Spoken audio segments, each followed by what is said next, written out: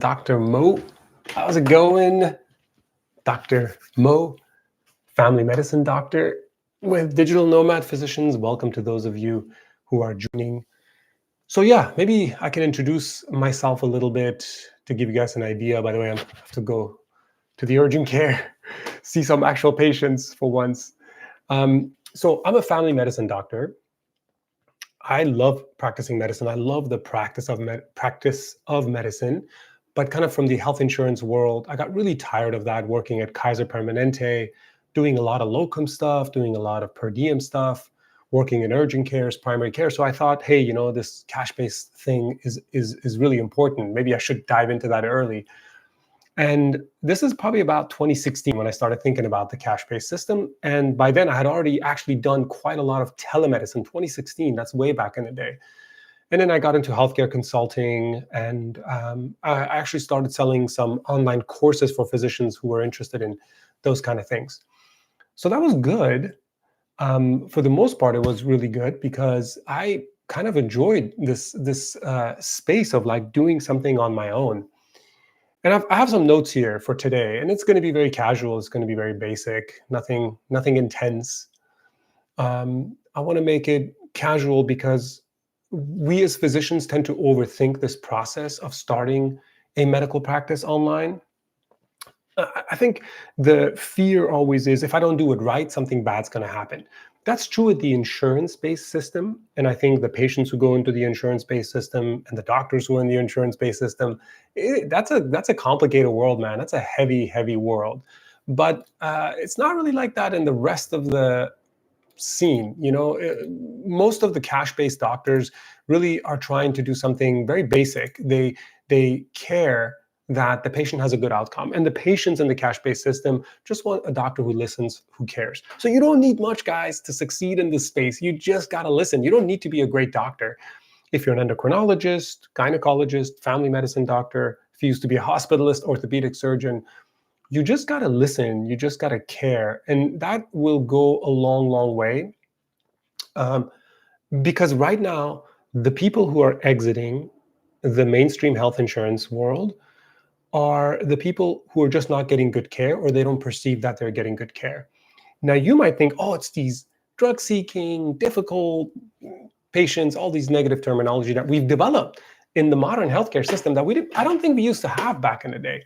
We've developed this terminology because it's become so frustrating, kind of just working in the system. But a lot of the patients now they're just like, hey, I just want good care. I just want to make sure that things don't fall through the crack. If I start a treatment and I have a side effect, how do I know this medicine is even good for me? They want to have these conversations, and they didn't used to be able to do that. So why is now the best time more than ever before? Because healthcare costs are increasing rapidly. The average patient has a lower health literacy level than ever before. There is a lot more competing information online that is basically misleading the patient, believing that if they get this test and this CT and this biomarker, they're going to live well. They don't have anything to worry about. Take this medicine, lose this weight, take this medicine, lower this blood pressure. And as long as you do that, everything's fine. And I don't think that's necessarily ill-intentioned, but it's just a very one-dimensional way of looking at health. And so people are realizing that because they're seeing their family members get chemo, get surgery, get all that. And they're like, they're not really improving all that much. Oh, shit. They are not really doing the other stuff that they should be doing. So maybe I got to do something. Maybe I should get a better doctor. Maybe I should get a doctor that's really has my best interest in mind. So I think people are kind of thinking about it in that perspective. Another thing I think that's very important, healthcare right now is allowing us private doctors to go and market directly to patients. Who knows in a few years how that's going to change? Direct to consumer marketing has always been complicated. Opening a virtual medical practice is pretty easy these days. In fact, there's such a low barrier to entry that it's going to create problems in the future, I suspect, I anticipate. But right now, as it is, most of us, if we do start a medical practice, an online medical practice, whether you're a nurse practitioner or naturopathic doctor or physician, MD or DO, there's no resistance. It's super simple. You don't need to make it complicated. And I'll talk about that in a little bit, just not complicating things. The last thing I'll say about that is I think doctors now want a very different style of practice. They want freedom to practice where they are, how they are. They don't necessarily believe that they have to be in the medical office or in the surgery suite to make a difference for patients. So doctors really want this as well. Patients really want this as well. Healthcare systems don't really want this as much. Well, they're all moving to the telehealth scene anyway, but I think for us to build a virtual one that's us, that's our face, that's very unique, and it's still very much in its infancy. And so I guess I wrote down these 3 common mistakes that I think physicians make when they first want to launch their online medical practice. By the way, for those of you who are here, welcome. Drop a comment. Let me know where you're tuning in from and tell me what kind of clinician are you. 3 common mistakes is, I think, 1, focusing on the technology, 2, overcomplicating the setup, and 3 is probably ignoring the marketing side. So the marketing side is easy. No one's going to be able to find you online unless you have content that you put out where you're targeting the person, the patient. There is so much information out there online. There are so many competing interests online that if you're not putting out content saying, hi, my name is Dr. Mohammed Ashori. I'm a board certified family medicine physician. And today I'm going to talk about healthy aging. If I don't put that out there, no one's really going to know that I'm out there. And if I don't do it consistently, it's not really going to show up in the algorithms. So the marketing piece is important. I'll say that if you don't like being too front and center, there's other ways of doing it. You can write things and create videos that somebody else can then edit and put online. But I think that's the way moving forward. So if you're not comfortable with marketing, you're going to have to hire a marketing agency. And I think even if you're comfortable with marketing in the beginning, unless you know how to do it, you're just going to have to hire someone. The other part, when I say the technology piece, everyone's worried about which electronic health record I should use, which communication platform I should use, how to do the patient billing, how to do the setups. That's all done, guys. The new electronic health records like Hint Health and Healthy, i.e., these are they're perfected for those of us in the cash-based space. You don't need anything else. It's all done for you for $100 to $300 a month. It's done. Like patients can schedule, book, you can do recurring payments, monthly subscriptions. You could do all of that stuff. They can sign the legal documents with you. It just doesn't take that much these days. And when I say they overcomplicate the kind of launching and building their medical practice, right now, if you're a physician, the hardest thing you've already done is you have a medical license to practice medicine in your state. So all you need is a website, and you just need to be able to accept money from someone. In most states, you don't even need a malpractice insurance. In most states, you're actually safe not even signing any documents with the patient, except you can just take their verbal approval of this document, right? Verbal consent. Most states. So if you wanted to, it's that simple to just go online, prescribe a medicine, order a test, analyze it, whatever. It just doesn't have to be that complicated. And people do complicate it. Physicians complicate it because you think somehow it's going to protect you. So those are the 3 things that I think are important. So let's see. Dr. Singh. Hi, Dr. Mo. This is, hey, I'm not going to mess up your name. Golden Deep. It's not that bad. I'm a general surgeon, completed residency training from India. Congratulations. I'm not board certified, but hold unrestricted physician license in the state of New York. Okay, yeah, so you're not board certified, but you have a medical license. And you're living in California. I'm exploring the idea of starting a virtual practice. I would appreciate your comments. Well, yeah, that's exciting. Very cool. Probably if you're very early in this process, you may not have any kind of specific questions to talk about. So if you can think of some particular questions, go ahead and put it in the comments. I'm happy to answer it for you. But right, so if you're a surgeon and I guess you're probably thinking about practicing or marketing to people in New York, the question is, what is your niche? And that's actually one of the other topics. As you're thinking about what questions you have for me, Dr. Singh, I'll go down a little bit on my list, and I think we'll address one of the important points. So probably the biggest pain point for doctors when they do decide that, hey, I probably should build something on the side, I should build a virtual medical practice, I should build my own online practice, is what is the niche? What is it that I'm going to focus on? So let me explain it this way. If you just go online and say, I'm a family medicine doctor, you just lost about 40% of patients, because 40% of patients in the US don't use the term family medicine doctor when they go online to do a search. They don't use the term family medicine doctor. My doctor, a doctor, primary care doctor, PCP. Those are the terms they use.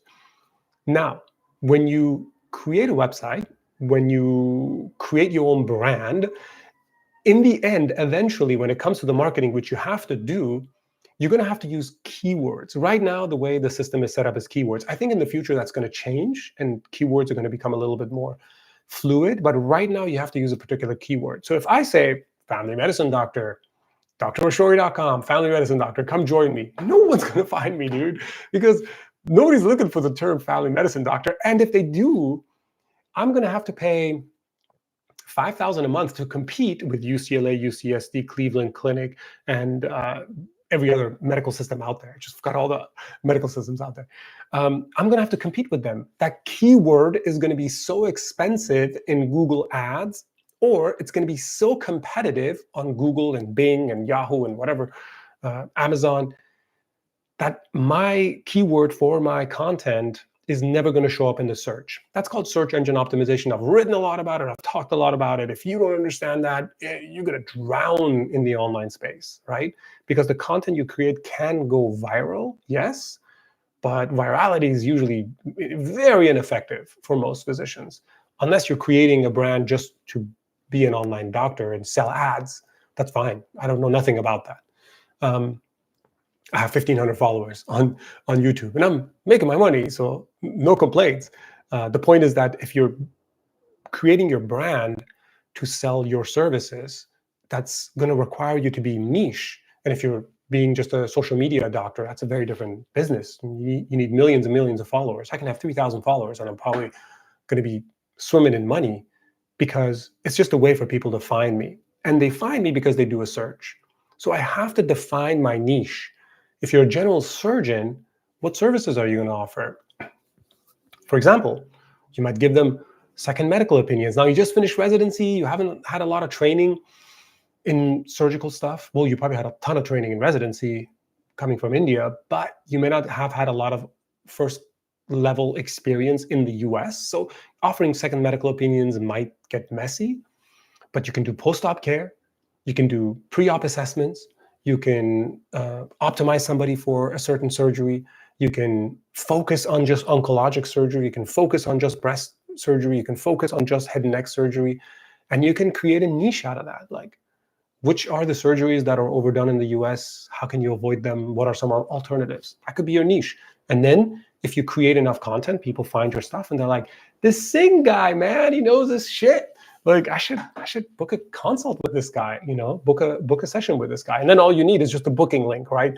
I mean, you can use Calendly, and it goes directly to PayPal or Stripe. So they book an appointment with you, they make the payment, done. That's exactly how my practice works now. Given that my practice is mostly health coaching, I recently designed it to be that way, from digital nomad health, where it was mostly direct primary care, to now, well, actually before that it was heart health. But anyway, it's mostly going to be health coaching, and the patients I really enjoy being with, the patients I really like, and as long as they're in the states that I'm licensed in, I'll take them on as a direct primary care patient. Now, that's my niche. That's the way I'm doing it. My niche is healthy aging, actually. Healthy aging for the young. So I'm talking about 30-year-old to 50-year-old. That's what I focus on. And I like that, and it's working for me. Then the next step, well, guys, by the way, if you have any questions, drop comments, say where you're from, say what kind of surgeon, what kind of doctor, what kind of nurse practitioner you are, as I keep going down my list. So the marketing piece that I mentioned, I think a big mistake that many of us make is we believe that, oh, marketing is not really that big of a deal. I don't have to do a lot with marketing, right? Like, it'll it'll kind of figure itself out. If I just create content, it'll be marketing. If you create a lot of good content on a very consistent basis, and I would consider my content to be mediocre. I would consider it in the bottom 25th percentile, bottom quartile, right? And I put a lot of effort. Well, I put effort into my content. So if you make upper quartile, so way up there, really good content, and you look presentable on camera, and your voice is good, and your video quality is good, yes, if you make enough content, that is your marketing. You're going to get found. You're going to get discovered, and your content's going to take off. But that's kind of like that organic marketing strategy, which takes a lot of effort, takes a lot of resources. Alternatively, a more strategic marketing plan usually involves hiring a brand manager, hiring a marketing company, marketing agency, and they're going to charge you anywhere between $700 to $800 a month, really at the lowest. I don't even pay that much, and I'm very frugal when it comes to that stuff. Up to about $2,000 a month. That's when you start getting some really good services. $5,000 a month, $10,000 a month. And of course, once you're kind of a well-known brand, you're easily looking at $10,000 to $50,000 a month of spending to grow your practice. And I'm not talking about that stage. For those of you who get started, in the marketing sense, the words you use, the way you come across, the clothes you wear, the colors in your brand and on your website, the tone that you have, the voice that you have, the words, the terminology that you use, all of that matters. And I think if you ignore that piece, then what'll happen is you'll spend a lot of time and money making videos, content, etc., but the patients won't discover you. So there's going to be no way for them to actually get to you. And once they get to you, they're going to say, this guy really just, I don't know, he's all over the place, and I don't really connect with him or her. So that's the branding piece. And then there's the marketing piece. And all of that has to work together. Usually a good agency can handle that for you. If you're going to do it yourself, you're going to have to do it piecemeal. So for example, I've hired a full-time social media manager because I don't like to be on social media, meaning I don't like to spend my time on social media creating the content, touching it up, posting it, etc. I'm comfortable replying to DMs or comments, etc. That's fine. That's easy. But I don't want to do all the other stuff because I need to focus on seeing patients. That's what I want to do with my virtual medical practice. I want to focus on the health coaching part.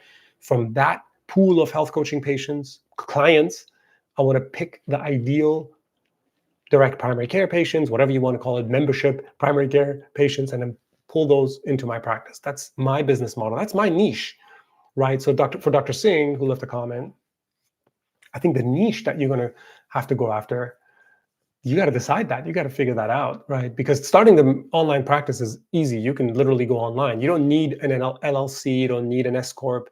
You can just be a sole proprietor. Some states are different, absolutely, but most states are not. You don't need malpractice insurance in the beginning. What do you need malpractice insurance for? You're going to spend 20 hours on one patient for the 1 hour that they paid you because you're going to be so thorough. Trust me, I've done this. I've done this multiple times with multiple brands. You're going to spend so much time. The risk is incredibly low. Of course, in the long run, yes, you're going to need it. So, yeah, that's probably the piece with the marketing. And this is what I've always equated it to. If you spend money, if you build a physical practice has certain expenses. You have utilities and you have your lease, right? Let's say the lease is $3,000 a month. Your utilities are $800 a month. So you got about $4,000. If you build a virtual medical practice, the lease space, the way people find you by driving by you with the signage that you have on the street, that's equivalent to the marketing money you spend. So knowing that the online space is much more competitive than the physical space right now, the brick and mortar space, you cannot spend less than that. If you're spending less than $3,000 a month, it's going to be hard for you to compete. Now, there's tricks around it. There's many ways around it, but that's not what this YouTube live session is about. So we'll leave that for another time. So we got the marketing piece. In the marketing piece, it's the patient trust. So if they come and see your brand, everything's got to fit. The color's got to fit. The tone's got to fit. When they click on your website, Literally one click on one website that's broken, you just lost their trust. Furthermore, you need a number of times to engage with this person. So what I mean by that is I'm going to have to see, well, the patient's going to have to see my face maybe 10 to 30 times. After they see some content from me about healthy aging, then about longevity, which I don't do, then about some coronary artery calcium score, then about some blood tests, and then some nutrition, and then some mental health. They're like, motherfucker, this guy's everywhere. This guy's everywhere. Dr. Shore is everywhere. Like, interesting. Let me subscribe to him. So this is like after 10 times, this individual finally decided to subscribe to me. Now they're going to get more of my content. Then maybe a year later, they're going to say, oh man, I got this health issue. Oh, there's that Dr. Ashuri guy. Let me do that. Let me book a consultation with him. That's how it starts. They book a 1-hour consultation with me. In my practice, it's $169. I don't do any free stuff. My email is usually not visible. My phone, there's no phone number for my practice. And if they call it, if my phone number somewhere is out there, I would never pick it up. They have to pay. They have to pay to book a 1-hour session with me. That's the way I want it to be. If they like me enough, if I can sell them, then I can get the 4-hour, the 4 sessions, which monthly, which is once a week for $400 a month. That's my goal, is to get them in my monthly plan, because then I really think that long-term bond, I can really make a big difference for that individual in the health coaching part. And then there's the direct primary care, which is completely separate. So yeah, that's the marketing piece. That's the building trust. You know, we could talk about scaling up. It doesn't look like anybody's on the call that on this video session that would need the scaling up. So we'll leave that for another time. I guess I would go back to maybe the start, how to start your practice. So the way I would start it is I would spend a lot of time in a journal writing down who's my ideal patient, what is the problem they're going to come to me for, what is it I'm going to do for them, and when I deliver that service, what is it going to look like? So if you're the patient and you come to me, what is the problem you're having? Maybe you're having, TMD, right? You're having pain in your jaw and you just can't take it anymore. You're even considering surgery. So that's how you're going to find me. What is the promise that I'm going to do? What is it I'm going to do for you? That's quite important. I'm going to empower you. I'm going to educate you. I'm going to help you improve your pain. I'm going to help you get better night's sleep. If I say improve your pain, that's not enough. This is the hard part. I think you have to be able to go further. What is this person missing out on? They're missing out on good sleep. You're going to sleep better. You're going to wake up in the morning with less pain. You're going to be able to chew your food normally. That's what I'm going to do for you. That's the promise. I mean, obviously, who knows if I can do it for you. That's my goal. And then when I do deliver that service, what's that going to look like? This is actually really tough, right? When I go to I have a direct primary care doctor who I go to. In fact, I got to go to her for my back because I messed up rock climbing. And when I'm done with her, how am I going to know that I got good care? For me, actually, it's that she listens, that she really listens and helps me think through the problem. That's when I'll know that I got something out of this. Right. And that's going to be very different for you versus another person. So remember that. That's you're going to have to figure that out with your patients, with your clients, with people who come to you.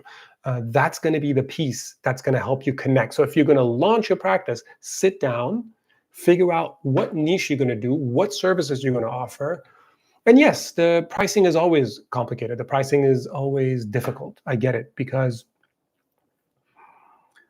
in the beginning, we want to charge a lot. And that's fair. But I think until you've found your voice and you figure out exactly what you're doing, it's okay to offer a discount. You can say, my services are $200 an hour, but I'm going to give it to you for $100 an hour. A great example of somebody, and I've mentioned this now multiple times, is there's a pediatrician who used to practice in San Diego, California. That's maybe 2 hours south of me here in Long Beach. And she was a pediatrician. Then she started going through menopause, or perimenopause, I should say. And she was looking around for people. This is just a few years ago, just a couple of years ago, a year ago.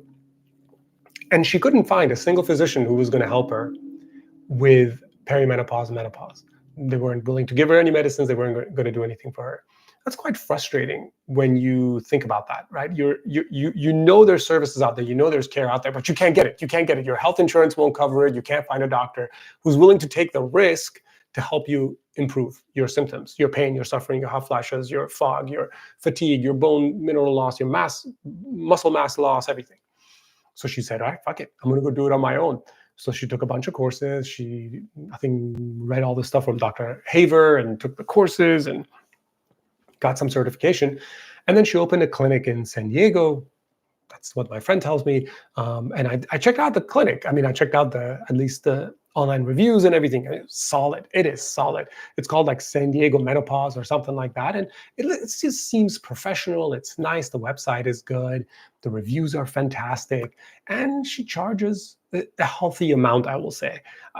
We're talking like $500 an hour or something like that. I mean, that's a good amount. But remember, when you're niche in a certain service, then you can charge a lot more, because the people who are going to find you, they don't need your service on a daily basis for the rest of their life. This is probably a one-time thing that they're going to need help with. And so I think that's what doctors kind of forget. The reason my mechanic charges more an hour than I do is because I don't have to go to my mechanic that much. The reason my attorney, Dr. Segal, charges me $600 an hour is because I don't have to go to him that often. Oh, actually, he charges me more than that. No, he charges me $600 an hour. So it's okay. And for me, for digital nomad physician, I charge $500 an hour. That's an insane amount of money to coach other physicians. But how many times in their life is a physician going to need career coaching, career consulting? Not that often. So $500 is not that much. And it's the same thing for you. You might get a kind of a larger volume of patients, but each of them is not going to need you for the rest of their life. So you probably shouldn't be charging $90 is what I'm saying. So if I'm going to start my practice, what do? I get a good website that's professional. I know the niche that I'm offering. On that website, I'm going to say, you're coming in with this issue. You're not able to get sleep. Your pain is waking you up in the morning. You're just constantly obsessed about the pain that you're suffering in your jaw. Through coaching, through assessing, through certain tests, I'm going to help you figure out things that you can do to help improve it, and then also help you think through options, real options to manage this. When you're done, you're going to feel rejuvenated, pain-free. You're going to be able to enjoy your day without obsessing and worrying about this pain. That's perfect, right? That's what your website needs to do in probably about 3 to 4 sections. Right, nowadays, paid websites, you scroll, and each section is sort of a page, and the hero section is the first part of the page. That's really where you have your title, subheading or heading or H1, and then subtitle. And you have something that's probably written. And then you also have a photo of yourself or a video. And then you have a call to action. The call to action, my call to action to you is to subscribe to this channel if you're interested. If you don't, it's fine. Because again, if you watch this entire video, I explained to you why it doesn't really matter how many people subscribe to my channel, because I'm not trying to get as many subscribers, right? That's not the business strategy for me. I don't want ads on this channel because I'm not trying to be a YouTube influencer. I'm using this as a way to market to my patients, ideal patients, or health coaching clients. So you want a call to action saying, book a session with me, book a consult with me, find out how you can improve your jaw pain, download my ebook, or take this quiz. Those are called lead magnets, right? That's just that your website needs that, guys. Like in this day and age, if the website doesn't have it, the only way I can see around it is if your social media is super strong and you're constantly on there, you're posting stuff and you're letting people know exactly what it is you're doing and what it is you're offering. And remember, the first 100 videos you're going to make on social media are crap, are garbage. You need to do that. You need to get that out of your system so that you can eventually make good content. So for drashori.com, I probably have, I don't know, maybe 100 videos. I don't even think 100 videos. So they're all garbage. I know that. Like, they must be garbage. They should be garbage so that I can improve on them. If they perform really well, I probably wouldn't know what else to do. Well, then I also would have a lot of patience. But then I would be overwhelmed. If your practice takes off really, really quickly, you're going to be extremely overwhelmed. You're gonna fuck it all up. Trust me. You want your practice to take off slowly. You want things to progress slowly. And your practice should offer multiple ways for the patient to interact with you and for you to profit. It can be an online course. It can be an hour consult. It can be an ongoing membership. It can be group coaching. It can be an ebook you can sell to them. All of these things are ways that you can profit from the patient while giving them excellent clinical service, right? That's the beauty of a private practice. Everything can be monetized.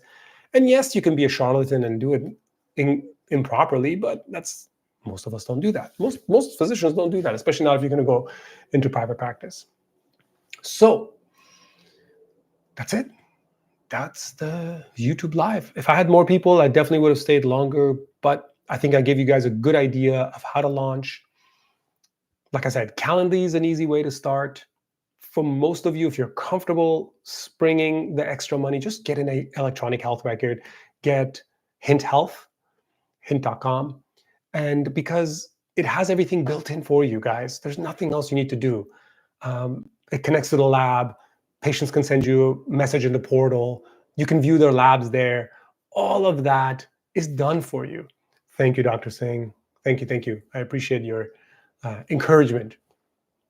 If you do the EHR, the electronic health record, you do the subscription, at least you don't have to think about, oh, okay, I should do Calendly, I should do Google Documents and all that stuff. Look, when I first started, I just did Google Documents and I use Calendly. Calendly, I think, is $15 a month.